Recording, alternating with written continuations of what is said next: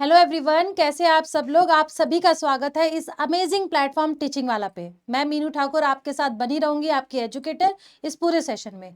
जैसे अभी हमने बहुत सारे टॉपिक्स पढ़े, हमने इन्फ्लेशन समझा, हमने मनी एंड बैंकिंग समझा, हमने नेशनल इनकम वगैरह वगैरह सब चीज़ें समझी। लेकिन आज का जो टॉपिक है वो एक ऐसा टॉपिक है जिसे देख के ये लगेगा कि भाई इसमें क्वेश्चंस क्या ही बनेंगे, कंसेप्ट तो कुछ है नहीं। लेकिन ये एक ऐसा चैप्टर है बच्चों जो सिर्फ आपके एग्जामिनेशन पॉइंट ऑफ व्यू से ही नहीं, आपके क्वेश्चन के पॉइंट ऑफ व्यू से ही नहीं, आपकी ओवरऑल जानकारी से भी रिलेटेड है। बीपीएससी टीआरई 2 जो हम एग्जाम हमारा होने वाला है, उसमें आपके बिहार से अगर मैं बात करूं, अगर पूरे देश के हिसाब से उसमें क्वेश्चन नहीं पूछेगा तो बिहार का जरूर पूछ लेगा। क्यों? क्योंकि ये टॉपिक ही ऐसा है। ये टॉपिक आपका है पॉवर्टी। ये इसलिए इंपॉर्टेंट है क्योंकि हाल फिलहाल में ही एक रिपोर्ट दर्ज हुई है जिसमें बिहार की एक अचीवमेंट हासिल हुई है। बिहार ने अपनी गरीबी को कम करने में माहिरता हासिल की है। एक ऐसी फास्टेस्ट ग्रोथ उसने हासिल की है जिसमें रूरल पॉवर्टी को डिक्रीज किया है। इसीलिए ये चैप्टर आपके बिहार स्पेशली एग्जाम के लिए बहुत ही महत्वपूर्ण है। तो आज हम समझेंगे ये आखिरकार गरीबी होती क्या है। क्योंकि जब हम बात करते हैं ना बेटा गरीबी की, तो गरीबी में ना हमें एक एग्जैक्ट डेफिनेशन समझ में नहीं आती है। लेकिन उससे पहले, उसके आगे डिटेल में जाने से पहले पहले मैं ये बता देती हूँ कि आखिरकार ये चर्चा में फिलहाल क्यों है। क्योंकि अभी ही देश में नेशनल मल्टीनेशनल जो आपका इंडेक्स है, पॉवर्टी इंडेक्स है, वो जारी हुआ है। देश का ही नहीं, इवन जो ग्लोबल लेवल पे है मल्टीनेशनल पॉवर्टी इंडेक्स, उसकी भी रिपोर्ट दर्ज हुई है। अक्टूबर में उसकी भी रिपोर्ट आई है जिसमें पूरे विश्व की जो सक्सेस ग्रोथ है उसको दर्शाया गया है। तो पहले नेशनल का देखते हैं। अभी जो भारत में एक लेटेस्ट जो नेशनल सर्वे हुआ है, नेशनल फैमिली हेल्थ सर्वे हुआ है, उसके आधार पे आपकी गरीबी की जनगणना हुई है। तो मैं बात कर रही हूं कि ये एक प्रोग्रेसिव रिपोर्ट रहा 2023 में। क्योंकि भारत सरकार समय समय पर एक इनिशिएटिव लेती है। वो इनिशिएटिव होता है गरीबी को दूर करना। आप और हम सब पूरी लाइफ में ये जो फाइट कर रहे हैं, वो क्या फाइट है, किसके पीछे लड़ाई है? हमें सबको नौकरी चाहिए। क्यों चाहिए? एक माइंड में फियर फैक्टर है, वो है गरीबी। भारत जहां पर भाई 142 करोड़ जनता लेके चल रहा है, पूरे विश्व में सबसे नंबर पॉपुलिस्ट कंट्री बन चुका है। एक प्रश्न यहां से भी पूछा जा सकता है कि अभी तक सबसे नंबर 1 पे था चाइना, लेकिन यूनाइटेड नेशंस के अनुसार चाइना को सरपास किया है भारत ने अप्रैल 2023 में, और बन गया है पूरे विश्व की पॉपुलेस्ट कंट्री में से नंबर वन पोजीशन आ चुकी है भारत की। अब इतनी करोड़ जो जनसंख्या है, तो गरीबी, अगर वहां पे गरीबी भी है, तो ये सबसे बड़ा महत्वपूर्ण एक इनिशिएटिव बनता है, एक जिम्मेदारी बनती है सरकार की कि भाई इतनी जनता को मैनेज करते हुए गरीबी को दूर करना। क्योंकि पूरी जो गरीबी है वो सबसे बड़ी मार पड़ती है। उस गरीबी से इंसान क्या करता है, इंसान का जो हमारे भारत का भूखमरी इंडेक्स है उसमें भी रैंक हमारा ऊपर है। क्यों? क्योंकि इंसान के पास गरीब इतना है वो कि उसके पास खाने की, उसकी बेसिक नीड्स जो है उसको फुलफिल करने की उसकी आमदनी ही नहीं है। तो गरीबी एक ऐसा मुद्दा है जो सिर्फ पढ़ाई के नहीं, अगर इंटरव्यू में बात करूं तो ये इसका रोल सिर्फ आपका ऑब्जेक्टिव क्वेश्चंस में नहीं, इसका महत्वपूर्ण रोल आएगा आपके इंटरव्यू तक। ये है बहुत छोटा चैप्टर, ये है बहुत थ्योरेटिकल, लेकिन इसकी महत्वपूर्णता जो है वो हर स्टेज में, जितना जितना आपका हायर स्टेज होगा, आपका ग्रुप डिस्कशन होगा, आपका इंटरव्यू होगा, वहां पे इसका रोल होगा। इवन आपके ऑब्जेक्टिव क्वेश्चंस में होगा, खास करके बिहार जीके में। ये जब बात जो है बार बार रिपीट कर रही हूँ, इसलिए इसमें थोड़ा नीरस नहीं होना है। अभी जो रिपोर्ट आई है वो national multinational poverty index MPI, जो राष्ट्र के स्तर पे ले रहा है, एक ग्लोबल के स्तर पे हो रहा है, एक राष्ट्र के स्तर पे हो रहा है, नेशनल लेवल पे हो रहा है। तो भाई नेशनल फैमिली हेल्थ सर्वे, इस हेल्थ सर्वे के आधार पर, इस हेल्थ सर्वे का दो लिया गया है। जो लेटेस्ट हेल्थ सर्वे है वो आपका है NFH 5 2019 से 21 तक का। तो उसी में इंडिया ने अपना ये इंडेक्स की रिपोर्ट दर्ज की है। उसका आधार डेटा कहां से कलेक्शन किया है?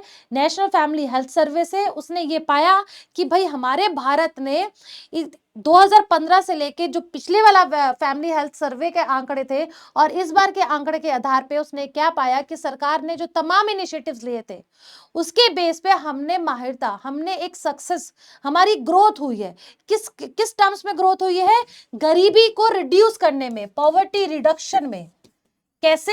आंकड़े बोल रहे हैं। आंकड़े क्या कह रहे हैं? A significant decline of 9.89 percentage points India's multinationally poor. अब ये मल्टीनेशनल क्या होता है ये भी मैं आपको समझाऊंगी।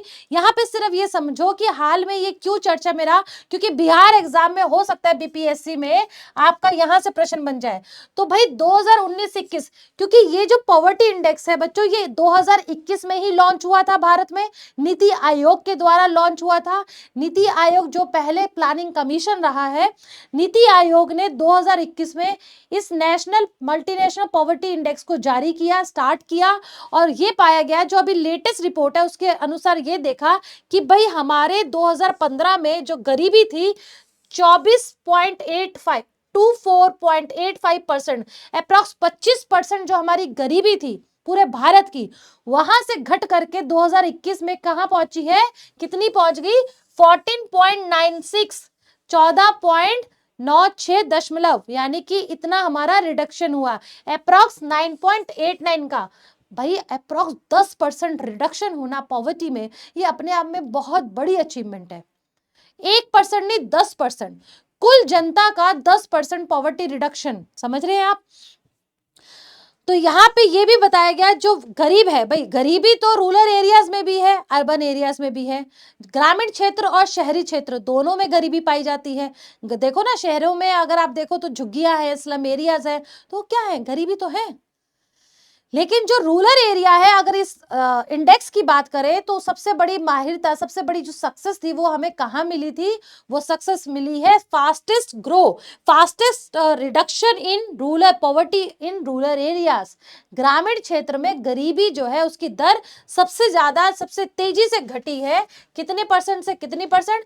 यानी कि 32% से लेके अप्रॉक्स 32 से लेके 19.28 तक। ठीक है, ये जो एस्टिमेट करता है ये इंडेक्स कितने राज्यों की गणना करता है? सभी राज्यों की, 36 राज्य की, एक यूनियन टेरिटरी और 707 आपके एडमिनिस्ट्रेटिव डिस्ट्रिक्ट आते हैं। अब यहाँ पे बिहार के लिए क्यों इंपॉर्टेंट है? क्योंकि बिहार आबादी में तो तीसरे नंबर पे है, हम सब जानते हैं। जो पॉपुलेशन है उस पर भी बीपीएससी ने अगस्त का एग्जाम जाके देखिए बहुत क्वेश्चन पूछा है, तो मिनिमम 2 या 3 क्वेश्चन पूछा है, ये बहुत हो जाता है। अगर एक चैप्टर से 2 या 3 क्वेश्चंस पूछ रहे हैं इट मींस अ लॉट। ठीक है, तो बिहार ने सेकंड नंबर पे है। बिहार ने बहुत ज्यादा जो है इसमें बहुत अच्छा काम किया है, गरीबी को रिड्यूस किया है, ग्रामीण क्षेत्र में रिड्यूस किया है। ओवरऑल गरीबी जो है उसको दूर करने में बिहार कामयाब रही है, क्योंकि सस्टेनेबल डेवलपमेंट गोल्स अगर देखें तो जो सस्टेनेबल डेवलपमेंट गोल्स तय किया गया था 2015 में, उसका मतलब था कि 2030 तक भारत को, इवन भारत को ही नहीं विश्व भर में मेंबर जो कंट्रीज है उनको गरीबी को हटाना है, जीरो पॉवर्टी पे लेकर आना है। तो हमारे इसीलिए इंटरनेशनल लेवल को मीट करने के लिए भी हमने अपने अपने देश में हर कंट्री ने एक इनिशिएटिव्स लिया है, जिसमें से भारत का एक इनिशिएटिव था national multi dimensional poverty index. एक इसका और इनिशिएटिव है जो आगे बहुत सारी स्कीम्स है, एक है नरेगा, नरेगा पूछा है बीपीएससी ने, नरेगा की फुल फॉर्म क्या है? इसीलिए ऐसी फुल फॉर्म याद नहीं होती, लेकिन जब इस तरीके से चैप्टर्स चल रहे होते हैं, अगर उसका जिक्र कंटेक्स्ट पता हो तो वो उसका फुल फॉर्म आपको कभी नहीं भूलेगा। ठीक है, क्योंकि रीजन पता है ना कि आखिरकार वो क्यों आया है। ये हिंदी में ट्रांसलेशन है। अब इस पूरे लेक्चर में हमें क्या क्या मुख्य रूप से समझना है? आखिरकार गरीबी होती क्या है, पूर्ण गरीबी और सापेक्ष गरीबी, जिसे एब्सोल्यूट गरीबी पॉवर्टी और रिलेटिव पॉवर्टी कहा जाता है, उसमें डिफरेंस क्या है, गरीबी रेखा क्या है, पॉवर्टी लाइन क्या है, गरीबी के प्रमुख कारण क्या है, रीजंस। ये एब्सोल्यूट हो गया, ये रिलेटिव हो गया। उसके बाद बहुआयामी गरीबी सूचकांक, ये मल्टी डायमेंशनल पॉवर्टी क्या होता है वो पढ़ेंगे। भारत में गरीबी के स्तर का आंकलन, उससे संबंधित जितनी जुड़ी समिति है, कमेटीज हैं, उसके बारे में थोड़ा सा चर्चा करेंगे।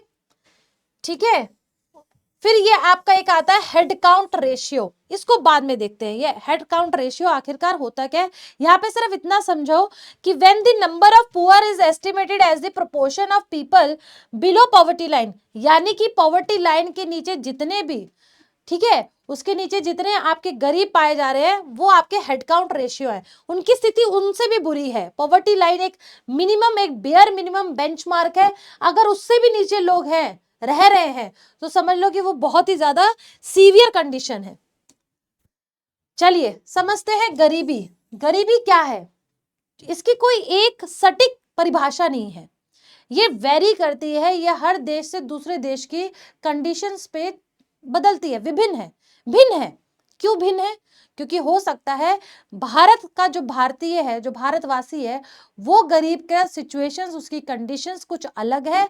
अमेरिका में जो लोग हैं उनकी गरीबी, उनका जो कंटेक्स्ट है वो डिफरेंट है। हो सकता है भारत में जो इंसान बेयर मिनिमम, जो खाना भी नहीं खा पा रहा, उतना भी बेसिक नीड नहीं पूरी कर पा रहा है, हो सकता है भाई अमेरिका में ऐसा हो ही ना। क्यों, क्योंकि अमेरिका की जो पर कैपिटा इनकम है, प्रति व्यक्ति आय है, वो भारत की अपेक्षा बहुत ज्यादा अधिक है। वो इतनी अधिक है कि उनको भैया हेडलाइन इन्फ्लेशन देखना ही नहीं पड़ता, उनको बेसिक नीड्स उनकी पूरी हो ही जाती है। उसके पीछे रीजन ये भी है कि वहां की पॉपुलेशन कम है, हमारे यहाँ की पॉपुलेशन ही बहुत है, डिमांड ज्यादा है, सप्लाई कम है। ठीक है, समझते हैं गरीबी का अर्थ क्या है। ये वह स्थिति है जब किसी व्यक्ति को जीवन की निम्नतम आधारभूत जरूरत, अगर कोई व्यक्ति बेसिक नीड को, बेसिक नीड में क्या है, खाना पीना रहना, कपड़ा, रोटी कपड़ा मकान, आई भी थी, एक फिल्म भी आई थी। तो इंसान अगर मिनिमम चीजों को भी पूरा नहीं कर पा रहा, भोजन नहीं कर पा रहा, वस्त्र नहीं है पहनने को, आवास नहीं रहने को, रह नहीं पा रहा है, वो गरीब है। जो इंसान सड़क पे सो रहा है क्योंकि उसके पास घर नहीं है, वो गरीब है। मनुष्य जब बुनियादी आवश्यकताओं की पूर्ति की स्थिति में नहीं होता, तब उसे गरीब की श्रेणी में रखा जाता है। तो ये है आपकी गरीबी। यहाँ पे विश्व बैंक ने एक उनके अनुसार निर्धनता एक रेखा है, वो निर्धनता रेखा को विकसित कैसे किया है, उन्होंने बताया कि अगर जो विकसित डेवलप्ड नेशंस है, वहां पे कौन किसे कहा जाएगा कि गरीबी रेखा है, गरीबी रेखा में इतने लोग रह रहे हैं, अगर उनका $2 प्रति व्यक्ति, वो अगर प्रति व्यक्ति दिन, मतलब अगर प्रतिदिन पर व्यक्ति इतना रुपया कमा रहा है, तो भाई वो गरीबी रेखा के अंदर है। अगर इससे भी कम है तो वो गरीबी रेखा से नीचे है।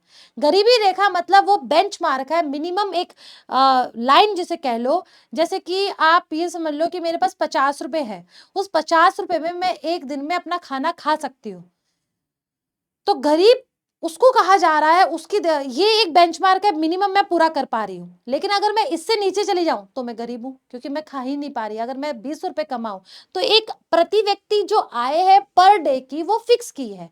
अगर उससे नीचे कोई आदमी कमा रहा है, डेट मीन्स वो गरीब है। ये विश्व बैंक ने अपनी परिभाषा दी।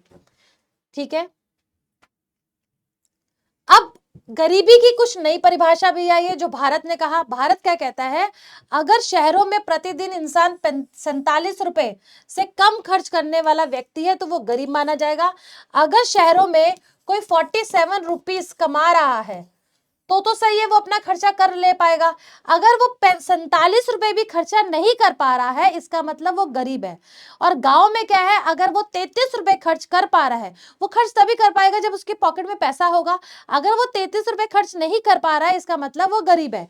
ये हमारे भारत में ऐसा कहा प्लानिंग मिनिस्टर राव ये जो है आपके इंद्रजीत सिंह, उन्होंने कहा कि भाई उनको क्या, रंगराजन ने रिपोर्ट दी थी। रंगराजन कौन है, 2014 में आपके इन्होंने अपनी रिपोर्ट दी, पूर्व आरबीआई गवर्नर रह चुके। तो इन्होंने ये कहा कि भैया अगर शहरों में इतने पैसे से कमाते हैं, अगर नहीं कमा पा रहा है, नहीं खर्चा कर पा रहा है, तो वो गरीब है। उसके बाद रंगराजन पैनल के अनुमानों के मुताबिक साल 2009-10 में 38.2% आबादी गरीबी थी, जो 11-12 में घट करके 29.5% पर आ गया, यानी परसेंट पे। इसके उलट तेंदुलकर कमेटी, अब कुछ कमेटीज का जब डिस्कशन होगा तब समझ में आएगा, ये वाद विवाद है।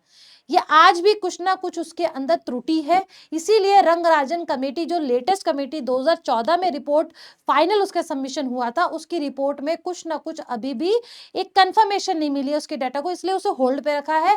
उससे पहली वाली जो तेंदुलकर कमेटी है उनको ही अभी तक कंसीडर किया जा रहा है।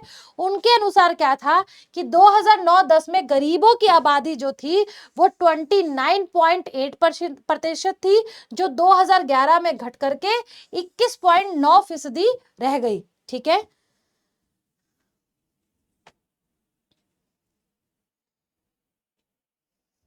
अच्छा, यहां से एक प्रश्न पूछा जा सकता है कि भारत में गरीबी का जो आंकलन है, जो कैलकुलेशन होता है गरीबी का, वो आखिरकार करता कौन है, उसका मेन अथॉरिटी कौन है, उसकी नोडल एजेंसी कौन है? तो मैं आपको बता दूं कि हमारे भारत में जैसे कि पॉपुलेशन, जनसंख्या की कौन है, सीएसओ है, अब एनएसओ हो गई, नेशनल स्टैटिस्टिक्स ऑफिस हो गई। उसी प्रकार से जो गरीबी है उसका नियंत्रण करना, उसका मेजरमेंट, उसका कैलकुलेशन करना, उससे रिलेटेड कमिटीज का गठन करना, वो किसके रिस्पॉन्सिबिलिटी है? वो है आपकी योजना आयोग, यानी प्लानिंग कमीशन। और प्लानिंग कमीशन जो है आज की डेट में उसे कहा जाता है नीति आयोग। तो यहां से अगर प्रश्न पूछे कि भैया कौन नोडल एजेंसी है, तो नीति आयोग। नीति आयोग जो है वो समय समय पर गरीबी का आंकलन करती है और योजनाओं को, प्रसारित योजनाओं के लिए वो हेल्पफुल होता है डेटा, योजना को सिफारिश करती है कि इसके लिए ये योजनाएं भारत में आनी चाहिए। ठीक है,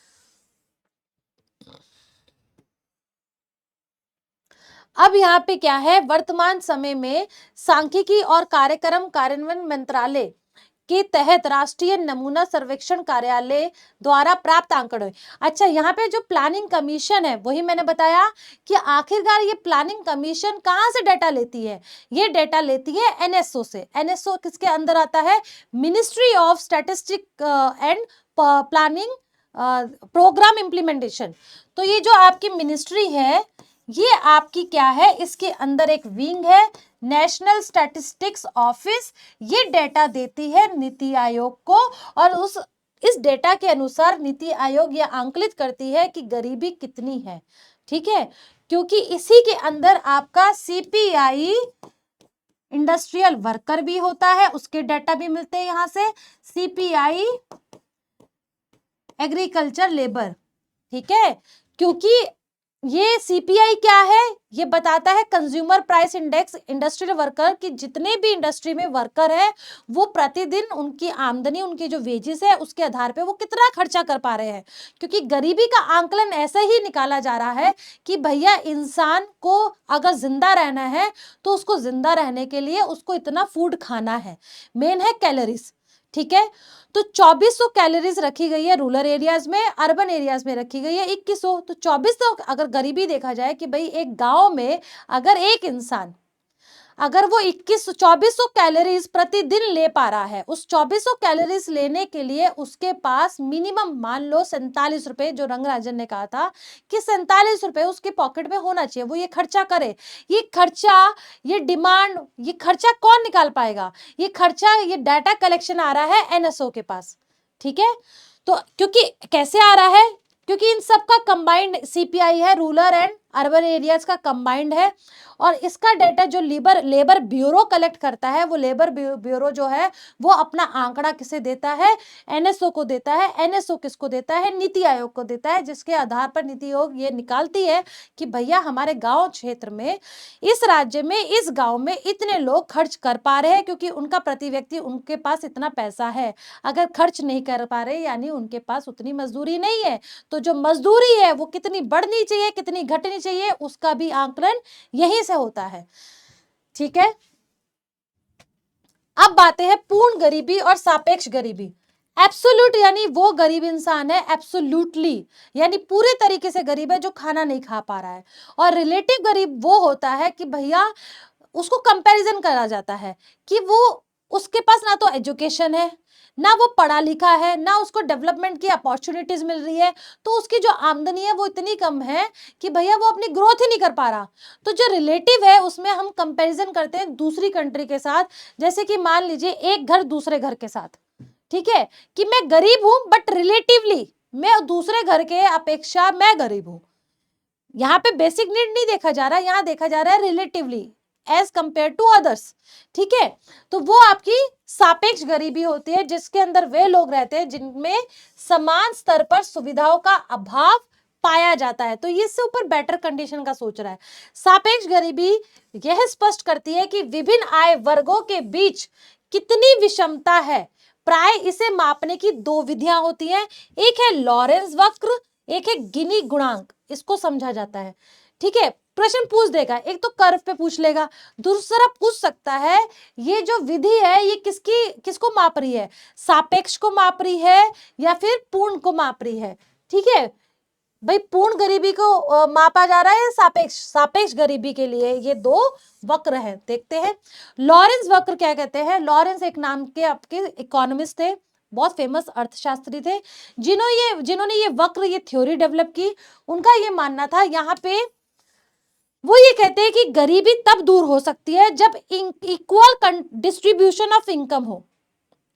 फिर से सुनिएगा, ध्यान से सुनिएगा, लॉरेंस ने ये कहा कि भाई अगर आप गरीबी दूर करना चाहते हैं, आप ये जान रहे हैं कि एक इंसान इतना खर्चा नहीं कर पा रहा क्योंकि उसके पास पैसा नहीं है ना।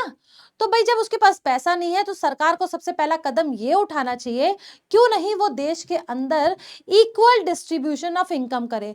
जितना समान रूप से आय का वितरण होगा समाज के अंदर, उतना ही इक्वालिटी आएगी, उतना ही वो सक्षम हो पाएंगे मिनिमम जो उसकी बेसिक नीड्स है उसको फुलफिल करने में।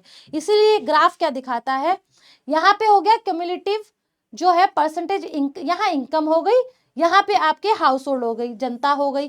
ठीक है, 45% पे ये क्या कर दिया है, एक लाइन 45 डिग्री पे ये लाइन खींची गई है, यानी कि 20 इनकम है तो वो 20 लोगों में बांटी है, 40 है तो वो 40 है, ये इस तरीके से। ठीक है, ये है आपका लॉरेंस कर्व, लेकिन ऐसा हो नहीं पाता। तो वो ये कहता है कि बी और बी जो है ये दूसरा कर्व आ गया कि भैया एक कम है, एक को ज्यादा है, कैसे अनइक्वल डिस्ट्रीब्यूशन है। तो वो ये कह रहा है कि भाई ये इन दोनों के बीच में जो गुणांक है उसे गिनी कहा जाता है। ये गिनी जो है, ये जो गुणांक है, ये जितना कम होगा देश के लिए उतना ही अच्छा होगा। जितना भाई गैप होगा इसका मतलब अनइक्वल डिस्ट्रीब्यूशन है। ठीक है, यहाँ पे लिखा है लॉरेंस कर्व एक वे है जो इकोनॉमिस्ट बताता है, मेजर करता है कि भाई what portion of the population are responsible for the income within a group of people such as a nation. भाई इतनी 142 करोड़ जनसंख्या है भारत की, क्या उस 142 करोड़ जनसंख्या की जो इनकम है क्या वो सेम है। तो ये कर्व हेल्प करता है कि statement like 10% of the population accounts for 80% of the income. जैसे कि यहाँ पे समझो ये आपकी पॉपुलेशन है, ठीक है, अगर ये कहना चाह रहा है कि भाई अगर मान लीजिए इस पे आइए, वो कह रहे 40 जो लोग हैं, कई बार क्या होता है कि 80% जनसंख्या है उसको 10% जो पॉपुलेशन जो इनकम है, पूरे भारत की इनकम किसी छोटे वर्ग पे जा रही है। जैसे एक कंपनी को देखो, कंपनी में जो मालिक है, सीईओ है, उसकी जितनी इनकम है वो वहां के 500 एम्प्लॉइज के बराबर है ना। उसी तरीके से ये कहता है कि ये समझाता है कि 10% ऑफ द पॉपुलेशन का सिर्फ 10% कितना ले रहा है, 80% ले रहा है।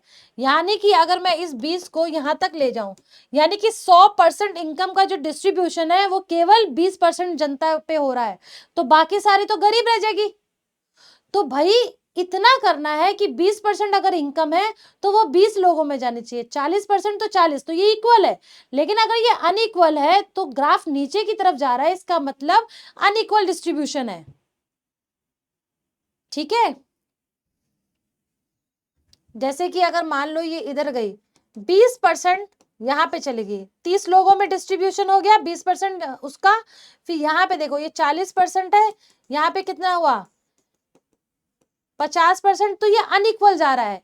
इस अनइक्वालिटी को कम करना है, तो यहाँ पे लिखा है how does it works, the closer the Lorenz curve comes to a straight 45 degree line the more equally distributed income. 45 degree पे ये कहा जा रहा है सीधी लाइन में कि भाई इक्वल का distribution among the population of country बराबर हुआ है। When you divide the area above the curve by the area below. अगर ये पहले वाला एरिया को नीचे वाले से डिवाइड करेंगे तो उसका गुणांक कम आना चाहिए, ज्यादा अगर आएगा तो समझ लो कि वो अनइक्वल डिस्ट्रीब्यूशन है। Lower the number the more equally distributed the income. यहाँ पे लिखा है when you divide the area above the curve by the area below the curve you get a number. जैसे कि ये आपका लॉरेंस कर्व है, ये 45 डिग्री की सीधी लाइन है। अगर आपका ऊपर वाला एरिया इसको डिवाइड कर देंगे नीचे वाले एरिया से, तो जितना कम आएगा उसका डिफरेंस उतना ही अच्छा है। The lower the number the more equally distributed the income. जितना कम गैप होगा इसका मतलब डिस्ट्रीब्यूशन ऑफ इनकम ज्यादा हुई है, सिमिलर हुई है, सेम हुई है। एक ये है, देखो ऐसे। इसका मतलब क्या था, अगर 10% है तो 10%, 30%, इवन 10% जो इनकम है वो 40% लोगों में डिवाइड हो रही है, इसका मतलब अनइक्वल है। 20% 60 पे हो रही है, 80% को ऐसे लेके देखो। 40% इनकम जो है, मान लो 40,000 है, 40,000 80 लोगों में बट रही है तो कम बटेगी ना, डिवाइड कर दो तो कितना आया, 500 का डिफरेंस आ गया। अगर यही चीज 80,000 होता और 80 होता तो ये ऐसे होता। ये तो खैर मैं डिस्ट्रीब्यूशन का बता रही हूँ, ये अलग चीज हो गई।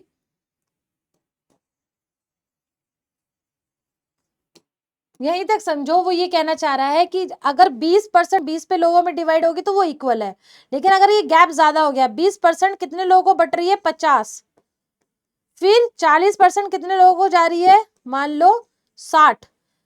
इनकम कम हो रही है, नंबर ऑफ जो है पॉपुलेशन जो परसेंटेज है वो ज्यादा है, तो ये अनइक्वल शो कर रहा है। परफेक्ट इक्वालिटी लाइन है ये, ठीक है। ये लॉरेंस कर्व है, ये जो बीच का एरिया है ये गिनी है, ऊपर वाला डिवाइडेड बाय नीचे वाला। ये कम होना चाहिए, जितना ये कम होगा उतना ही इक्वालिटी आएगी। तो पूछ सकता है इससे, याद रखिएगा।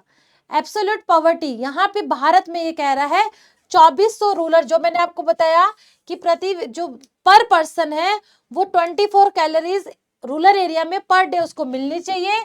2100 कितनी मिलनी चाहिए अर्बन में।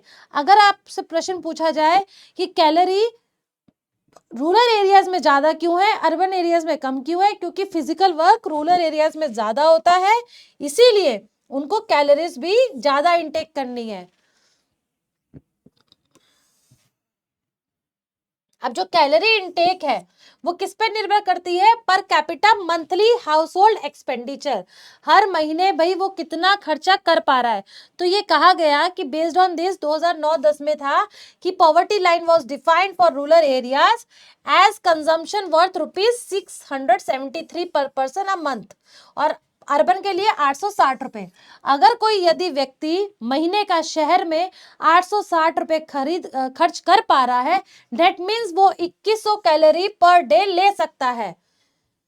अगर ये नहीं कर पा रहा है, अगर उसकी आमदनी पर मंथ मिनिमम 860 रुपए नहीं है, दैट मीन्स कि वो गरीब है, वो 2100 कैलोरीज पर डे नहीं ले पाएगा। ठीक है, तो ये आपका संपूर्ण गरीबी की परिभाषा यहाँ से है। जो नया डेटा बताता है वो देख लेना, उसका हिंदी ट्रांसलेशन। रिलेटिव पॉवर्टी क्या होती है, जैसे मैंने आपको बताया कि वो उस समुदाय से है जिसमें सामान्य लोग ये माने जा रहे हैं कि भाई हमें अवसर कम मिला है, दूसरे को अवसर ज्यादा मिला है, इसकी उसकी ग्रोथ ज्यादा है। रिलेटिवली कंपेयर किया जा रहा है। सापेक्ष गरीबों में गरीबों को ऐसे व्यक्ति या परिवार के रूप में परिभाषित किया जाता है जिनकी आय समुदाय की आय औसत आय से कम है, जो समाज में जितनी आय होनी चाहिए उतनी आय नहीं है। इस प्रकार सापेक्ष गरीबी का संबंध समाज में असमानताओं से है, अनइक्वालिटी आएगा ना। भारत की विशेषता अत्यधिक मात्रा में है, अर्थात पूर्ण और सापेक्ष गरीबी दोनों है। प्रश्न पूछ लिया जाए क्या भारत में दोनों है गरीबी या एब्सोल्यूट ज्यादा है, तो दोनों ही अधिक है। गरीबी के प्रमुख कारण क्या है। अब सोचिए क्या क्या वो रीजन हो सकते हैं जिससे कि गरीबी होती है भारत में। भाई नंबर 1 पे तो देखो पॉपुलेशन है, इतनी ज्यादा जनसंख्या है। अगर एक परिवार है, एक फैमिली है, कमाने वाला एक है, खाने वाले 10 लोग हो जाएं तो सोचो गरीब हो जाएगा ना, कैसे कैसे उसकी डिमांड पूरी होगा? डिमांड ज्यादा है, क्यों ज्यादा है? क्योंकि लोग ज्यादा है। लोग ज्यादा है तो डिस्ट्रीब्यूशन ऑफ इनकम भी कैसे होगा? इक्वल हो ही नहीं पाएगा। डिस्ट्रीब्यूशन इक्वली कैसे संभव है जहां पे लोग ही बढ़ते जा रहे हैं, जनसंख्या ही बढ़ती जा रही है? ऐसा तो हो ही नहीं पाएगा। नौकरियां भी सबको नहीं मिल पाएगी, तो जनसंख्या को कंट्रोल करना तो दूर, भारत तो उल्टा नंबर वन पोजीशन पे बन चुका है। 142 करोड़ बनकर जनसंख्या पाकर भाई भारत तो पूरे विश्व में नंबर वन पोजीशन पे हो गया। तो सोचो ये सबसे बड़ा चैलेंज है गरीबी को जीरो करने का, कैसे किया जाए? दूसरा आर्थिक कारण क्या है? जो कृषि है उस पे अधिकांश जनता पॉपुलेशन की निर्भर कर रही है, अप्रॉक्स 45 से 55% कर रही है। और कृषि में जो उत्पादन है, उसका उत्पादकता है, प्रोडक्टिविटी है, वो कम है। क्यों है? कृषि में जितनी ग्रोथ होनी चाहिए, अप्रॉक्स ग्रोथ है 17.5%, ठीक है, 17% है, 18% है, फ्लक्चुएट होती रहती है। और जनसंख्या कितनी लगी है? 55%। तो क्या एक व्यक्ति को 1% आय हो रही है, इनकम मिल रही है? नहीं मिल रही। क्यों नहीं मिल रही? क्योंकि उसके पीछे कारण है, एक तो भैया मॉडर्न टेक्नोलॉजी यूज नहीं हो रही, लैंड रिफॉर्म्स नहीं हुए हैं अभी तक। वहां पे जो कृषि, जो फार्मर है वो क्या है? मार्जिनल और स्मॉल है। और ये जो स्मॉल और मार्जिनल फार्मर्स होते हैं, इनके पास इनकी खुद की जमीन नहीं है। आपका जब तक खुद का घर नहीं होगा, खुद की जमीन नहीं होगी, आप उसको और विकसित कर ही नहीं पाएंगे। क्योंकि किराए के घर में आप कुछ कर सकते हैं? आप प्रोग्रेस कब कर सकते हैं? जब आपका संसाधन आपका खुद का हो। अब यहाँ पे भाई जितना अगर आप दूसरे की लैंड लेके काम करोगे, कृषि करोगे, तो उससे मिलने वाला जितनी इनकम होगा उसका अधिकांश पोर्शन तो बड़े बड़े जमींदारों को चला जाएगा। भारत में जमींदार किसान जो है वो बहुत छोटे छोटे किसान की संख्या ज्यादा है as compare to big farmers. अब दूसरा क्या रीजन हो सकता है कि यहाँ पे सीड खरीदना है, ट्रैक्टर चाहिए, मॉडर्न टेक्नोलॉजी चाहिए, उसके लिए इनके पास कैपिटल ही नहीं है, पैसा ही नहीं है। उधार कैसे बैंक से ले? खाता ही नहीं खुला है, क्योंकि इनके दस्तावेज ही नहीं है, इनके जो प्रूफ है वो है ही नहीं, क्योंकि इनकी खुद की जमीन नहीं है। तो ये सारी तमाम रीजंस हैं जो एक कारण बन जाता है कृषि की उत्पादकता को लाने में, कम लाने में। इसीलिए इसकी जो प्रोडक्टिविटी जितनी होनी चाहिए उतनी नहीं हो पाती है। दूसरा रीजन क्या हो सकता है? जमीन और अन्य संपत्ति का असमान वितरण। किसी के पास ज्यादा जमीन है, किसी के पास कम जमीन है। कोई ज्यादा जमीन लाके निवेश कर करके फैक्ट्री खोल के बहुत कुछ उत्पादन कर रहा है, बहुत कुछ आगे तरक्की कर रहा है, कुछ के पास है ही नहीं। तो हमारे भारत में जो डिस्ट्रीब्यूशन हुआ है, भारत का जब इंडिपेंडेंस हुआ उसके बाद, ये कहीं ना कहीं इसमें फ्लॉ है, इसके डिस्ट्रीब्यूशन में फ्लॉ है। सरकार कदम ले रही है, उठा रही है, लैंड रिफॉर्म्स में ला रही है, but still we are lacking, कहीं ना कहीं आज भी हम पीछे हैं उस चीज में। उसके बाद क्या है? शहरी आबादी बढ़ रही है, गांव के लोग जितने हैं वो शहरों में जा रहे हैं। इससे क्या हो रहा है? जब गांव में लोग, गांव की यूथ शहर की तरफ भागेगी तो गांव का विकास वहीं रुक जाएगा। वहां पे प्रोडक्टिव स्किल्स यूज ही नहीं होंगे, है ही नहीं भाई, लोग तो बाहर चले गए। और जब बाहर चले जाएंगे तो वहां की जो फैसिलिटीज है, जो एम्यूनिटीज देनी चाहिए राज्य सरकार को, उसमें भी नहीं ध्यान जाएगा। ठीक है। श्रम की गतिहीनता, जो लेबर है, कितने ऐसे भारत में लेबर लॉ आ चुका है, ट्रेड यूनियंस भी है, लेबर के हक में लड़ती है, तब भी लेबर्स का एक्सप्लॉयटेशन है। जो हमारे भारत में लिटरेसी है वो बढ़ी नहीं है। इसके पीछे एक कारण ये भी है, जागरूकता ना होना, है ना। जितने आप अवेयरनेस नहीं रहोगे उतना ही आपका एक्सप्लॉयटेशन ज्यादा होगा। आपके ज्यादा एक्सप्लॉयटेशन से आप गरीबी की तरफ जाएंगे। यस ऑफ कोर्स जरूर जाएंगे। एक ही कंपनी में टीचर्स देख लो, कोई भी एक ही कंपनी में 2 एम्प्लॉय है, सेम काम करता है, लेकिन फिर भी एक कॉन्ट्रैक्ट पे है, एक परमानेंट है, एक को ज्यादा सैलरी, एक को कम सैलरी है। क्यों है भाई? है ना। इस तरह के चैलेंजेस हैं। रोजगार के अवसर ही कमी है, कम है। क्यों कम है? फिर से कहीं ना कहीं बात आ जाती है ना शिक्षा की। मैं बताती हूं कैसे। आज के युग में जैसे जैसे कंपनी अपना प्रोडक्शन बढ़ा रही है, गुड्स व सेवा का, उसको भी मार्केट भी चाहिए, इंटरनेशनल मार्केट भी चाहिए। वो एक्सपोर्ट भी करना चाहता है बाहर के देशों में, वहां के लोगों को बेचना चाहता है ताकि उसको प्रॉफिट ज्यादा आ सके। लेकिन वो तब बेच पाएगा ना जब उसके प्रोडक्ट में वो क्वालिटी होगी। जब उसका प्रोडक्ट में वो टेक्नोलॉजी के फीचर्स होंगे, लेटेस्ट टेक्नोलॉजी का फीचर होगा, वो तब होगा जब उसको बनाने वाला उतना अपग्रेडेड स्किल्स का होगा, जब उसके एम्प्लॉयज बहुत स्किलफुल होंगे। ऐसे हमारा जो सर्विस सेक्टर है उसकी भाई आज भी ग्रोथ तीनों सेक्टर के अपेक्षा भारत की राष्ट्रीय आय में सबसे ज्यादा है, 60%। लोग लगे हैं सिर्फ 22%। क्यों लोग 22% लगे हैं? क्योंकि हमारे भारत में आज भी स्किल्स जो ट्रेनिंग है वो लैकिंग है, एजुकेशन सिस्टम है वो अपडेटेड नहीं है with the changes in the technology, in the modern society, in the modern requirement. जो आज हमारे बाजार में जो हमें स्किलफुल एम्प्लॉयज चाहिए वो आज भी नहीं है। अब आर्टिफिशियल इंटेलिजेंस जो है वो पूरे विश्व भर में चल रहा है। इंग्लैंड में तो उसका सम्मेलन भी हो गया, कुछ कॉन्ट्रैक्ट्स, कुछ एग्रीमेंट भी साइन हुए। भारत उसका पार्ट नहीं बना ऑल्दो। तो भाई आर्टिफिशियल इंटेलिजेंस अगर भारत में पूछा जाए तो अभी अभी पता ही नहीं किसी को, बहुत कम लोगों को पता है। तो भाई उसकी प्रॉपर ट्रेनिंग होनी चाहिए, उसका प्रचार होना चाहिए, उसी स्पीड से होना चाहिए जितना कि विकसित देश कर रहा है। जब वो सारी तमाम चीजें हमारे यहाँ पे आदमियों को, हमारे यहाँ के यूथ को, पूरे विश्व में बता दूं मैं आपको कि हमारे भारत का पोटेंशियल ज्यादा है, क्योंकि जो नेशनल यंग डिविडेंड है, जो यंग पॉपुलेशन है, यानी 15 से लेकर अगर आप 65-60 के लोगों की बात करें तो वो भारत में सबसे ज्यादा है। इसका यूटिलाइजेशन हो सकता है, लेकिन उनको टाइम पे ट्रेनिंग दिया जाए, उनको वो स्किलफुल ट्रेनिंग दिया जाए, उनको पोटेंशियल, उनकी ग्रोथ को और भी एक्सपेंड किया जाए। ठीक है, तो वहां पे सरकार की सबसे ज्यादा जरूरत है, जो कहीं ना कहीं मिस हो जाती है। ठीक है, तो जब मिस हो जाएगी, आपका प्रोडक्शन उतना मार्केट में फैलेगा ही नहीं, तो जाहिर सी बात है आपका एम्प्लॉयमेंट बढ़ेगा ही नहीं। अगर एम्प्लॉयमेंट नहीं बढ़ेगा, रोजगार नहीं बढ़ेंगे, उसके अवसर नहीं निकलेंगे, तो गरीबी वहीं की वहीं बनी रहेगी, है ना। इस नए युग में अपडेशन बहुत मांगता है।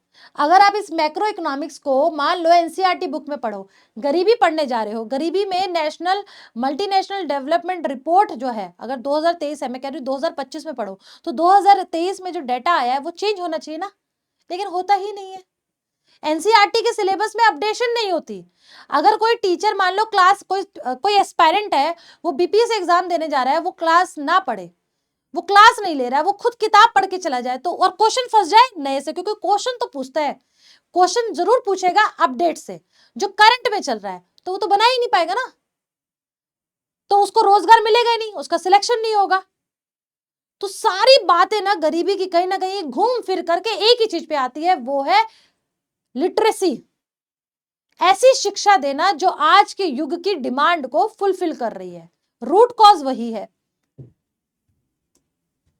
सामाजिक कारण क्या क्या हो सकता है? शिक्षा, जो मैंने बताया, जाति व्यवस्था, संयुक्त परिवार प्रणाली, सामाजिक सीमा शुल्क, बढ़ते कर्ज। कहीं ना कहीं जो हमारी सोच है हमारे समाज की, वो सबसे बड़ा एक कारण है गरीबी को फैलाने का। आज भी हमारी विमेन जो लेबर पार्टिसिपेशन है वो मैन लेबर पार्टिसिपेशन से कम है। मैं बता दूं पाकिस्तान इसमें आगे है हमसे भाई। हमारे देश की औरतें जो है वो नौकरी नहीं करेंगी। आज भी शहरों में जो है वो लेबर जो है वो मैन का as compare to female, male का ज्यादा है, फीमेल का कम है।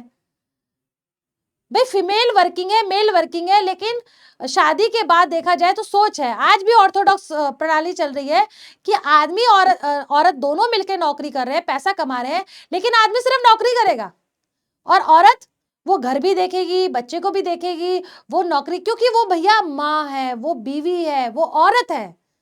तो ये जो सोशल स्टिग्मा है ना, ये भी एक, अब सोचो अगर औरत मिलकर इतनी सारी चीजें हैंडल कर सकती है घर में, अपनी जॉब, अपनी पढ़ाई, अपना बच्चा संभालना, अपने घर के काम करना, खाना बनाना, तो सोचो अगर उसको इक्वालिटी में लाया जाए। आज भी देखो कंपनीज में कहीं ना कहीं ये डिस्पैरिटी होती है, वुमेन को पीछे कर दिया जाता है। अगर सोचो वहां पे भी उसको इक्वल अपॉर्चुनिटी मिल जाए तो वो कहां से कहां बन जाए। तो ये जो सोच है ना, इसको भी अपडेट करना है।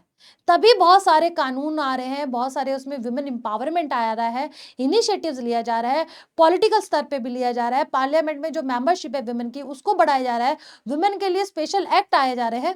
इट्स अमेजिंग, ये बहुत अच्छा है, लेकिन जिस रफ्तार से होना चाहिए कहीं ना कहीं वो रफ्तार अभी भी पीछे है। वो और भी उसको बेहतर किया जा सकता है, जो सरकार दिन रात करने में लगी हुई है। निर्धनता के प्रभाव, भाई जाहिर सी बात है, अगर कोई इंसान गरीब है जो बेसिक नीड ही नहीं पूरी कर पा रहा, तो वो क्या होगा, वो बीमार हो जाएगा, वो शिक्षा ही प्राप्त नहीं कर पाएगा, बीमारियों से घिर लेगी और चाइल्ड लेबर बढ़ जाएगा। एक परिवार देखो, आज भी भारत में ना जो गरीब है, गरीब क्या करते हैं, जितने गरीबों के पास जाओगे ना, जितने बेचारे गरीब है, उनकी घर में उनके बच्चे ज्यादा होते हैं। वो ये सोच करके बच्चे ज्यादा करते हैं कि भैया बच्चा जैसी होगा वो कमा के पैसा देगा, क्योंकि वो तो पढ़े लिखे हैं नहीं, उनको कोई नौकरी नहीं देगा, उन्हें कोई स्किल्स नहीं है, उनके पास कुछ आता नहीं है। कई ऐसे लोग हैं, कई ऐसे बच्चे हैं जिन्हें टाइम देखना तक नहीं आता। सोचो, वो इतने शिक्षा में पीछे हैं, जिसे समय देखने नहीं आ रहा, वो सोच सकते हो कि वो क्या ग्रोथ कर पाएगा। ऐसे हैं, ऐसे मैं देखती हूँ एग्जाम्पल्स, ऐसे मेड्स हैं जिन्हें टाइम तक नहीं देखने आ पा रहा है, जो जिनको इतनी तक की ट्रेनिंग नहीं है। तो कितना पीछे है वो पढ़ाई में। पढ़ाई तो सोचो, उसको कुछ भी नहीं पता होगा, उसको संडे मंडे तो छोड़ो, टाइम ही नहीं देखना आ रहा, उसको अपना नाम नहीं लिखना आ रहा है। तो सोचो शिक्षा का स्तर कहाँ तक नीचे है, कहाँ तक समाज जो है वो पढ़ाई को आज भी बढ़ावा नहीं दे रहा है। ठीक है, तो ऐसा इंसान क्या होगा, गरीब होगा तो उसको रोजगार ही नहीं मिलेगा, उसका दिमाग जो बेसिक नीड को पूरा नहीं कर पाएगा, वो आगे ग्रोथ अपॉर्चुनिटी का कैसे सोचेगा। भाई आगे बढ़ने के लिए भी तो पहले पेट पूजा होनी चाहिए। सामाजिक चिंता, घर की समस्या, फुटपाथ, सड़क के किनारे, दूसरी खुली जगह, यही रहेंगे ना लोग, कहाँ रहेंगे। फिर सोच भी वैसे डेवलप होगी, रेपिस्ट बन जाएंगे। ये जितने रेपिस्ट कांड होते हैं उसके पीछे एक रीजन ये भी तो होता है, उनकी गरीबी, क्योंकि सोच मानसिकता जो है ना वो एकदम गरीब बनती जा रही है। सिर्फ पैसों में नहीं, सोच में भी गरीब होती जा रही है, फ्रस्ट्रेशन आ रही है। तो ये जो रेपिस्ट है, ये जो रेप कांड इतने बढ़ रहे हैं, केसेस बढ़ रहे हैं, उसके पीछे एक रीजन ये भी है, गरीब। गरीबों के साथ क्या अच्छा ट्रीटमेंट होता है समाज में? बिल्कुल भी नहीं होता। क्या आप बहुत अच्छे से ट्रीट करते हैं किसी भिखारी को? बहुत कम लोग करेंगे, नहीं करेंगे ना। तो वो क्या करेंगे, भिखारी बन जाएंगे, सड़कों पे सोएंगे। यही सारी चीजें हैं जो प्रभाव पड़ेगी, जिससे बचने के लिए सरकार को कदम लेना चाहिए, सरकार को कदम उठाना चाहिए कि भाई कैसे भी करके पॉवर्टी को कम किया जाए, उसे जीरो तक लाया जाए। अगर हम पॉवर्टी मेजरमेंट की थोड़ी हिस्ट्री पे जाए, इतिहास के बारे में सोचे, आखिरकार इसका मेजरमेंट कहां से स्टार्ट हुआ, तो मैं आपको बता दूं, सबसे पहले व्यक्ति जो थे वो जो हमारे भारत के इकोनॉमिस्ट कहलाए, दादा भाई नौरोजी। दादा भाई नौरोजी ऐसे थे जिन्होंने 1901 में एक किताब लिखी थी। उस एक किताब में poverty and un British rule in India, उन्होंने बताया कि भाई कैसे गरीबी जो है वो कैसे, उनकी जो पैसे हैं उनके पास उतना भी पैसा नहीं है कि भाई वो अपनी बेसिक नीड को भी पूरा कर पाए। तो बेसिक सब्सिस्टेंस, इसकी चर्चा आज की नई नहीं है, ये सबसे पहले दादा भाई नौरोजी ने ही कह दिया था। इसी को फॉलो करते हुए नेशनल प्लानिंग कमेटी 1938 में इस विचार को आगे की तरफ लेके जाती है। काफी ऑथर्स निकल के आए बॉम्बे प्लान के 1944 में, जिन्होंने ये सजेशंस दिया कि पॉवर्टी को कैसे एस्टिमेट किया जाए, क्योंकि गरीबी दूर करने के लिए किसी गरीब व्यक्ति को भाई अमीर बनाना है, अमीर नहीं तो भाई उतना उसका स्तर लेकर आना है कि वो बेसिक नीड को पूरा कर पाए। वो कब कर पाएंगे, जब उसकी गणना हो पाएगी, डेटा हो पाएगा कि भारत में गरीब कितने हैं, बिहार में टोटल गरीब कितने हैं। बिहार की टोटल जनसंख्या कितनी है, अप्रॉक्स 10 करोड़ है। भाई सबसे पॉपुलेटेड कंट्री हमारे स्टेट हमारा भारत में कौन है, उत्तर प्रदेश 20 करोड़ लगभग। उसके बाद आपका महाराष्ट्र है, तीसरे नंबर पे आपका बिहार है। और मैं बता दूं, पॉपुलेशन में भाई क्वेश्चन पूछता है, बिहार पूरे भारत में नंबर 1 स्टेट पे है। हाई डेंसिटी में भी बिहार नंबर 1 पे है। तो सोचो, एक घर में, एक स्क्वायर फीट में जहां 11,000 लोग रह रहे हो, ऐसे लेके चलो, जहां पे एक क्षेत्रफल, एक लैंड का टुकड़ा है, उसमें ज्यादा लोग रह रहे हैं, तो सोर्स कम है, डिमांड ज्यादा है, तो गरीबी तो उत्पन्न होगी, पॉपुलेशन ज्यादा है, तो इनकम का इक्वल डिस्ट्रीब्यूशन होना चाहिए। और बीपीएससी जो टीआरई एग्जाम हो रहा है ना, ये एक ऐसा इनिशिएटिव है आपके जो राज्य सरकार है उनका, ये एक ऐसा पहल कदम है जो गरीबी को भी दूर करेगा। गरीबी को दूर कैसे किया जाएगा, जब आपके पास पैसा होगा, पैसा होगा, आपकी बेसिक नीड पूरी होगी, गरीबी अपने आप जीरो हो जाएगी। ठीक है, इसीलिए पढ़ाई इतनी हो रही है। तो भाई नेशनल प्लानिंग कमीशन, इसीलिए इसको नोडल एजेंसी भी कहा जाता है। समय समय पर पॉवर्टी की जनगणना, पॉवर्टी की जो एस्टिमेशन है, मेजरमेंट है, वो किया जाता है। कैसे किया जाएगा? जब कमेटीज आएंगी समय समय पर, उनका गठन होगा, वो अपने विचार विमर्श प्रदान करेगी, जिसके आधार पर आपकी पॉवर्टी लाइन तय की जाएगी। Significance of poverty estimation persistent after India gained independence, जब भारत आजाद होता है उस आजादी के बाद और भी सिग्निफिकेंट हो जाता है, और भी स्पीडी से जो गरीबी है उसकी गणना की जा रही है, कमिटीज का गठन हो रहा है। अगर आप एफर्ट्स में देखें, वर्किंग कमेटी 1962 में एक ग्रुप बनकर आता है जो अपना सजेशंस देता है, उसके बाद एक टास्क फोर्स आती है जो ये जिसकी ये थीम रहती है कि भाई मिनिमम नीड्स क्या होनी चाहिए, या फिर इफेक्टिव कंजम्पशन डिमांड क्या होना चाहिए, इंसान कितना पैसा खर्च करके उसकी मिनिमम जरूरत पूरी होगी, इसका आंकलन करना है। इसको किसने लीड किया था? डॉक्टर वाई के अलगा ने, ठीक है, 1969 में। उनका ये मानना था कि भाई अभी तक तो ये था, दादा भाई नौरोजी ये कह रहे थे कि भाई गरीबी ये देखनी है, गरीबी कैसे आंकलित होगी, कैसे मेजरमेंट होगी, थ्रू चेकिंग कि भाई लोग कितना उसकी वो जरूरत पूरी कर पा रहा है, वो कितना जरूरत उसकी पूरी हो रही है।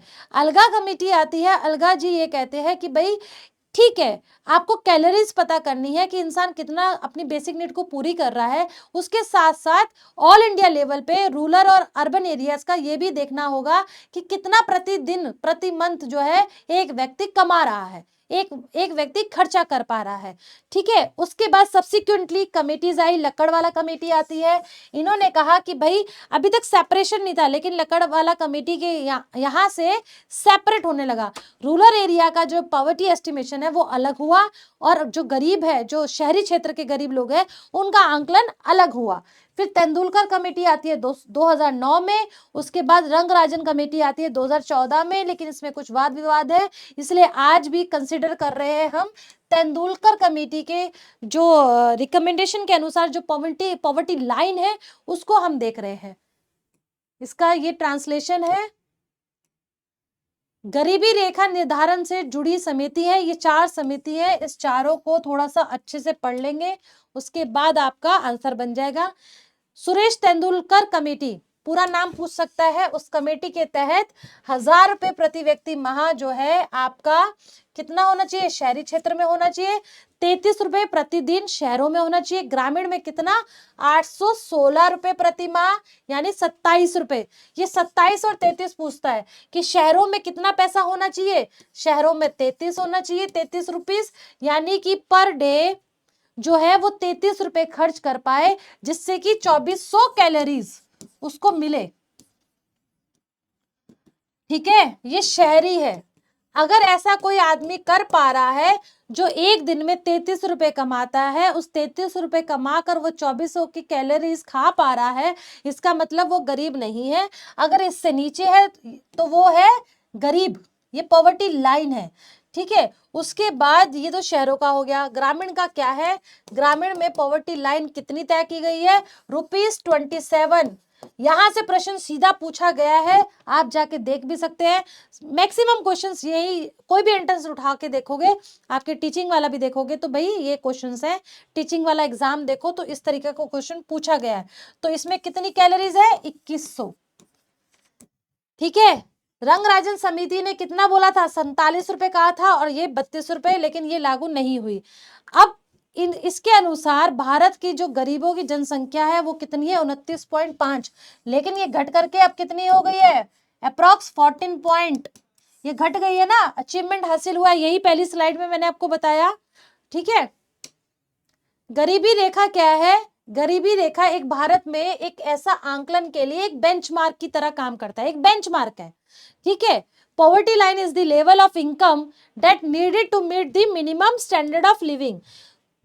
जिंदगी को बिताने के लिए जो बेसिक स्टैंडर्ड ऑफ लिविंग है, जो आपका खाना है, जो बेसिक नीड है, उसको प्राप्त करने के लिए आपके पास एक मिनिमम इनकम होनी चाहिए। वही तो था, 33 रुपए, 2400, 27 रुपए, 2100, ये है पॉवर्टी लाइन।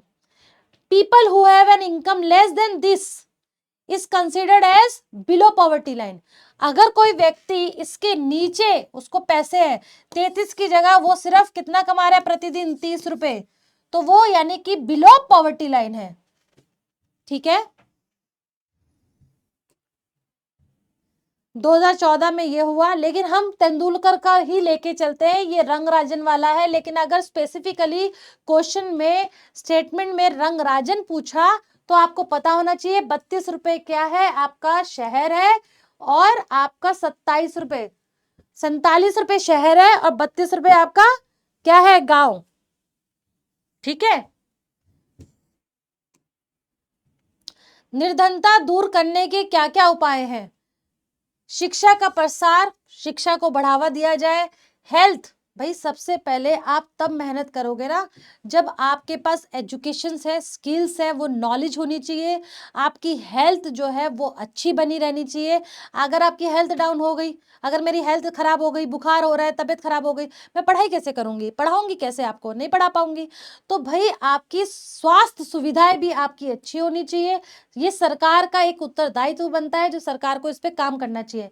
जनसंख्या पर नियंत्रण के उपाय हो, जनसंख्या को कंट्रोल करना चाहिए ताकि मार्केट में संसार मतलब देश के अंदर डिमांड एंड सप्लाई, क्योंकि रिसोर्सेज कम है ना, रिसोर्सेज को इक्वली डिस्ट्रीब्यूशन करने के लिए जो आपकी जनसंख्या है वो कम होनी चाहिए, तो और अच्छा रहेगा। रोजगार के अवसर उत्पन्न करना चाहिए, महंगाई पर नियंत्रण, मुद्रास्फीति को कम किया जाए, कौशल का विकास, स्किल डेवलपमेंट हो। ठीक है, प्रौद्योगिकी यानी टेक्नोलॉजी को भी लाया जाए, कृषि क्षेत्र का विकास होना चाहिए, क्योंकि अधिकांश जनसंख्या जो भारत की है वो अभी कृषि पे ही निर्भर कर रही है। सरकार ने कुछ प्रयास भी किए हैं, कुछ कदम उठाए हैं, जैसे कि मनरेगा स्कीम, रूरल एरियाज में भैया आपको 100 डेज का वेजेस देना है, काम देना है। महात्मा गांधी राष्ट्रीय ग्रामीण रोजगार गारंटी अधिनियम अर्थात मनरेगा। फिर उसके बाद पूछ देगा PMKVY की फुल फॉर्म क्या है, प्रधानमंत्री कौशल विकास योजना। तो आपको इस स्कीम्स के कुछ फीचर्स पता होने चाहिए, प्लस ये कोई भी मैगजीन में आपको मिल जाएगा, प्लस उसकी पहले फुल फॉर्म पता होनी चाहिए, वो जो स्कीम है वो कब आई है, कब से कब तक चलेगी, पूरे देश में लागू हो रही है, ठीक है, या फिर कोई स्पेसिफिक एरिया में लागू हो रही है, उसका शेयर का जो डिस्ट्रीब्यूशन है, सरकार, केंद्र सरकार कितना खर्चा करेगी, राज्य सरकार कितना खर्चा करेगी, ये सब पता होना चाहिए। गरीबी दूर करने की नीति आयोग ने कुछ रणनीति भी बनाई है। रणनीति क्या थी? 2021 में तो मैंने आपको बताया, जैसे कि 2021 में वो मल्टीनेशनल डेवलपमेंट इंडेक्स आया, लेकिन 2017 में देखो क्या किया है। 2017 में नीति आयोग ने गरीबी दूर करने हेतु एक विजन डॉक्यूमेंट, एक ऐसा डॉक्यूमेंट प्रस्तुत किया जिसमें ये एक प्रण था कि 2032 तक गरीबी को दूर किया जाए। मैं आपको बता दूं, जो सस्टेनेबल डेवलपमेंट गोल्स है उसके तहत गरीबी को दूर करना है भारत को 2030 तक, जो अभी थोड़ा सा टाइम लग रहा है। तो वहीं पे दस्तावेज नीति आयोग कहता है 2032 तक हम गरीबी दूर करेंगे। इस डॉक्यूमेंट में कहा गया था कि गरीबी दूर कैसे किया जाएगा, 3 चरणों में किया जाएगा। ठीक है, गरीबी की गणना होगी, देश में गरीबों की सही संख्या। कई बार क्या होता है, डाटा ही करेक्ट नहीं है, अगर डाटा करेक्ट नहीं होगा तो सही का पता ही नहीं चलेगा, आप उतना मेजरमेंट ही नहीं ला पाओगे। अगर सही मेजरमेंट नहीं हो पाएगा तो भी आप इनिशिएटिव ही नहीं ले पाओगे गरीब को दूर करने का। तो सबसे पहले तो गणना सही होनी चाहिए, गरीबी उन्मूलन संबंधी योजनाएं तभी लाई जाए। तीसरे नंबर पर लागू की जाने वाली योजनाओं की मॉनिटरिंग, ये बहुत इंपॉर्टेंट है। निरीक्षण, कई बार क्या होता है, योजना तो भारत में आ गई है लेकिन भाई आने के बाद वो सही तरीके से इंप्लीमेंट हो रही है, उसका बेनिफिट जो जनता तक पहुंचना चाहिए था क्या वो पहुंच पा रहा है, यानी कि नहीं हो रहा है, तो गवर्नेंस, लैक ऑफ गवर्नेंस है। कई बार ऐसा होता है कि केंद्र सरकार फंड एलोकेट करती है रूरल एरियाज के विकास के लिए, ग्रामीण क्षेत्र के विकास के लिए केंद्र सरकार ने फंड एलोकेट दे दिया, पैसा दे दिया, घोषित कर दिया कि इतना पैसा दिया जाएगा, लेकिन बीच में ऐसे मीडिएटर्स होते हैं जो उस विकास तक पहुंचने नहीं देते, उसे विकसित ही नहीं होने देते, तो ग्राउंड लेवल पे वो पैसों का यूज हो ही नहीं पाता। क्यों? अगर नहीं हो रहा है तो समय समय पे सरकार को निरीक्षण करना चाहिए, मॉनिटर करना चाहिए, गवर्नेंस करना चाहिए, ताकि कि उसका इम्प्लीमेंटेशन हो सके। ठीक है, सिर्फ रणनीति बना लेने से ही कोई प्रॉब्लम का सॉल्यूशन नहीं होगा, जब तक कि वो सही तरीके से लागू नहीं हो रही है, उसका निरीक्षण ना हो। गरीबी समाप्ति के समक्ष चुनौतियां, चुनौतियां भी बहुत है। गरीबी कैसे समाप्त किया जाए? एक तो हमारे भारत में हम कह रहे हैं डेटा जो है उसका कलेक्शन सही होना चाहिए, मतलब हमें ये पता होना चाहिए कि कौन सा वर्कर कितना खर्चा कर रहा है। 33 रुपए खर्चा करे जी, 27 रुपए खर्चा करे, लेकिन इसका डाटा कहाँ से कलेक्ट होगा? भाई वहां से कलेक्ट होगा ना जहां पे वर्कर्स का रजिस्ट्रेशन होगा। और भारत में 85% जो है हमारी कौन से क्षेत्र कौन सा क्षेत्र है? असंगठित क्षेत्र। ऐसी दुकानें, छोटी छोटी दुकानें हैं, ऐसा व्यवसाय है जो कहीं पे रजिस्ट्रेशन ही नहीं है जिसका। अब सोचिए, व्यवसाय का रजिस्ट्रेशन नहीं है तो उसके अंतर्गत जो वर्कर है, जो काम कर रहे हैं, उनका रजिस्ट्रेशन ही नहीं होगा। और जब तक रजिस्ट्रेशन नहीं होगा तो सरकार के पास डाटा का कलेक्शन ही नहीं होगा। जब डाटा, सबसे पहला चुनौती, सबसे पहला चैलेंज है कि असंगठित क्षेत्र से डाटा कैसे कलेक्ट किया जाए। उसके बाद है असमानता, आंकड़ों का अभाव, जैसे कि मैंने बताया बहुयामी गरीबी। ये मल्टीनेशनल जो पॉवर्टी है आखिरकार क्या होती है? ये जो मल्टी डायमेंशनल पॉवर्टी है, इसे तीन जो क्षेत्र है, तीन आयाम है, उसमें बांटा गया है। स्वास्थ्य के आधार पर, शिक्षा के आधार पर, जीवन स्तर यानी स्टैंडर्ड ऑफ लिविंग, जो 12 संकेतकों का उसको दर्शाता है। जैसे कि ये देखिए, ये वाला, ये इंडिकेटर्स है और ये इनके वेटेज है। हेल्थ हुआ, एजुकेशन हुआ और आपका स्टैंडर्ड ऑफ लिविंग। इसके अंदर 12 इंडिकेटर्स है। अगर न्यूट्रिशन है, चाइल्ड मोर्टेलिटी है, मैटरनल हेल्थ अगर डिट्रॉइट है, कम है, यानी हेल्थ जो है वो पीछे है। एजुकेशन में देखो भाई, ईयर्स ऑफ स्कूलिंग, उसके बाद स्कूल अटेंडेंस, अगर ये भी नहीं है तो एजुकेशन का स्तर नीचे है। ये वो सारे फैक्टर्स है जो दर्शा रहा है इस 3 प्राइम फैक्टर्स के थ्रू। ठीक है, मान लीजिए किसी इंसान के पास घर ही रहने को नहीं है तो वो कहाँ से अच्छा इंसान है? वो तो रिलेटिव पॉवर्टी में चला गया ना। उसकी तो सापेक्ष गरीबी है, उसके पास रहने को उसका खुद का घर नहीं है, पानी पीने को नहीं है, सैनिटेशन नहीं है, उसको खाना बनाने के पास उसके पास फ्यूल एनर्जी नहीं है, सिलेंडर नहीं है, समझो इस तरीके से। अब भारत में पॉवर्टी का क्या स्टेटस है, ये वाली स्टेज मैंने बता दी थी। हाँ, पूछ सकता है जो पॉवर्टी को जीरो करना है, एलिमिनेट करना है, वो जो सस्टेनेबल डेवलपमेंट गोल्स है वो कौन सा टारगेट है? तो नंबर है 1.2। ठीक है, भारत, ये पॉवर्टी इंडेक्स है, इसमें आप समझ सकते हैं Bihar had the highest share of multi dimensionally poor people while Kerala the list.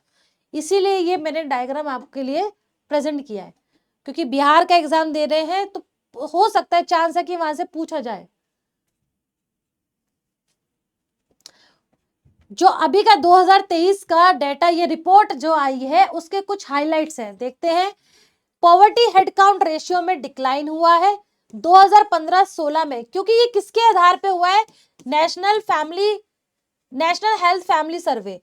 जो नेशनल हेल्थ फैमिली सर्वे है उसके आधार पर ये डाटा का काउंट किया है। ये रिपोर्ट जो है वो पब्लिश हुई है। 2015-16 में हेडकाउंट रेशियो कितना था? 24.85%। और 2019-21 में ये कितना हो गया? 14.96%। तो भारत का जो हेडकाउंट है, जो गरीबी है, वो इतनी परसेंट है। 13.5 मिलियन यानी 13.5 करोड़ जो है वो भाई गरीबी से दूर हो गए हैं, गरीबी से उनका स्केल अपग्रेड हो गया है।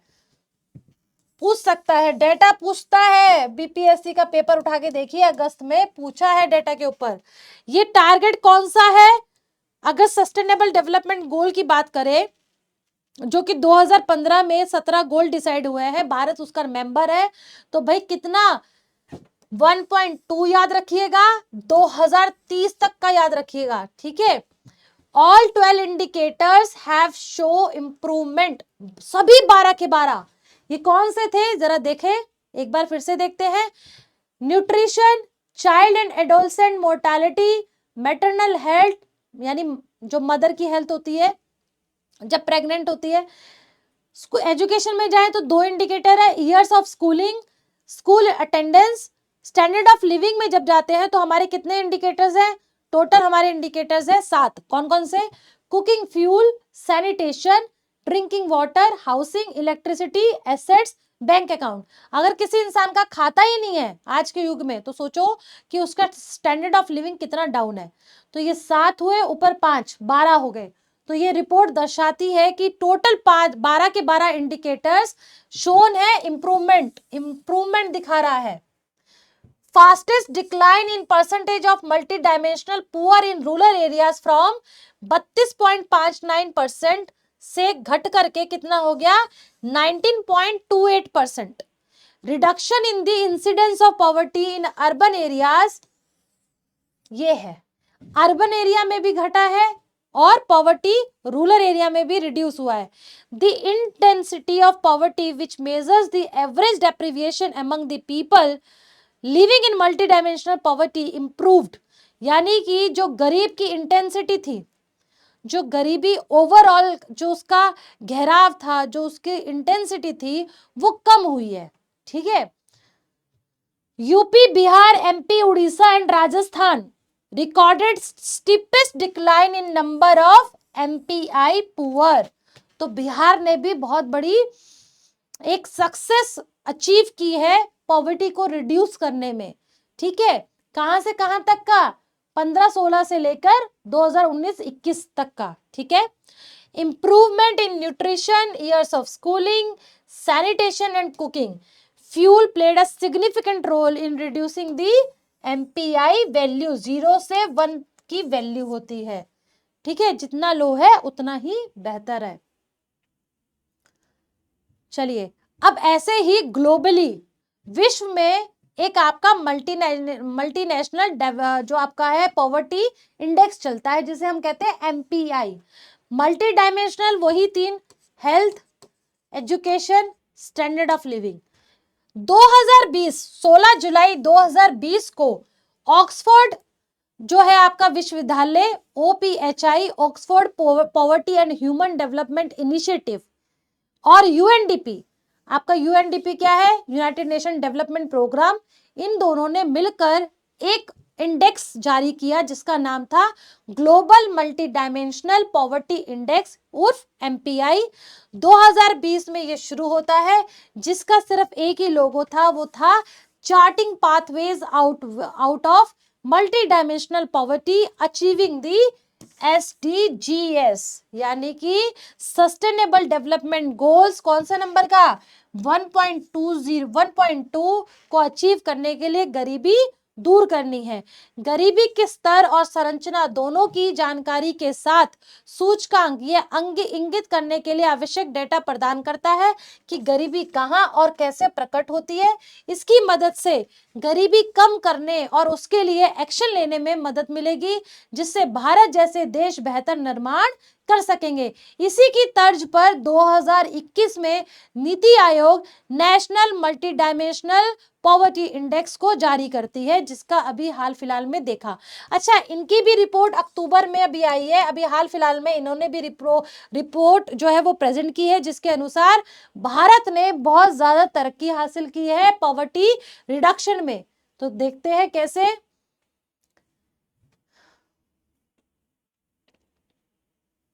अचीवमेंट क्या थी, जो लेटेस्ट डेवलपमेंट अपडेट है इस global multi dimensional poverty index का, ये अभी ही रिलीज हुआ है। किसने किया है, यूएनडीपी ने रिलीज किया है। ये फुल फॉर्म पता होना चाहिए। OPHI की फुल फॉर्म भी आपको पता होनी चाहिए, यूनिवर्सिटी ऑफ ऑक्सफोर्ड।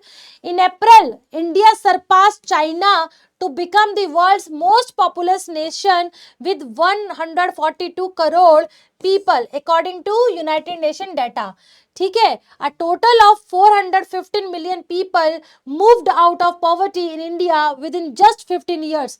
इनका मानना था इस रिपोर्ट के अनुसार 2005 से लेकर 2021 पिछले 15 साल में भारत ने क्या किया है, भारत ने पॉवर्टी को रिड्यूस किया है। अप्रोक्स 415 मिलियन लोगों को पॉवर्टी से मूव आउट किया है, गरीबी से उनको घटाया है। ठीक है, उनका स्तर और बेहतर किया है। ये हाईलाइट करता है रिमार्केबल अचीवमेंट है by the world's most populous nation. ये एक बहुत अच्छी बात थी, भारत ने इतनी माहिरता, इतना सक्सेस जो है वो अचीव किया है 15 सालों में अपनी गरीबी को दूर करने का। ठीक है, ये इसका ट्रांसलेशन है। आज इस लेक्चर में बस यहीं तक का था सफर हमारा। आगे आएंगे नए टॉपिक के साथ। पॉवर्टी को ध्यान से पढ़िएगा, थोड़ा सा बिहार का, जब बिहार की जनसंख्या को हम पढ़ेंगे, एड्रेस करेंगे, वहां पे हमारे लिए ये चीजों को समझना और भी आसान होगा, हम रिलेट कर पाएंगे। आखिर पॉपुलेशन को पढ़ने के लिए उसके साथ साथ जो लिटरेसी है वो चीजें समझेंगे तो पॉवर्टी अपने आप बिहार की भी समझ में आ जाएगी। टिल देन बने रहिए। Thank you. कुछ भी डाउट्स है, कुछ भी क्वेश्चंस आता है तो आप अपने कमेंट बॉक्स में लिख सकते हैं। Thank you.